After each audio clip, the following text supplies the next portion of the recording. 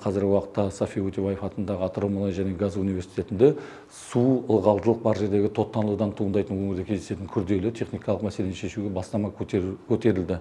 Еліміздегі алғашқы коррозия орталығы осы университеттің аясында ашылды. Норвегиядағы кәсіби кеңесімен бірлесе отырып, ФРОСИ инспекторларын оқыту мен сертификаттау бойынша да аккредиттелген оқу органы құрылды. Келесі бір маңызды бағыттардың бірі бұл IT саласының құзыреттілігін арттыру. Өткен жылы өздеріңізге белгілі Атырау хаб орталығы құрылған болатын. Атырау қаласында қазіргі таңда ақылды есептегіштер, RICA-I деп аталатын жасанды интеллекті бар көзілдірік секілді жобалар осы хаб аясында жүзеге асуда. Хабтың негізгі мақсаты жастар мен студенттердің ғылыммен айналысуына қолдау көрсету, бағыт-бағдар беру. IT құзыреттіліктерді дамыту өңірдегі 2 жоғарғы оқу орындарында да жалғасуда. Бұл оқу орындарындағы барлық білім беру бағдарламаларында да жүзеге асырылады. Студенттер қазіргі уақытта машиналық оқыту және жасанды интеллект элементтері бар заманауи бағдарламалар тілін меңгеруде.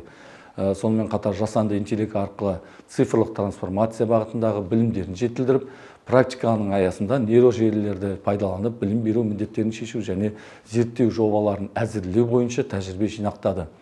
Жасанды интеллект негізінде студенттердің үлгерімін бақылау жүйелерін құру жолдары да игерілуде.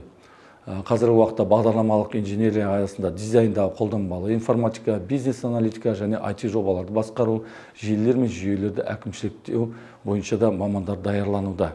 Негізінен Халел Досмұхамедов атындағы Атырау университетінде күні бүгінге Түркия елінің Карабук университетімен бағдарламалық инженерия бағдарламасы аясында магистранттар да даярлануда.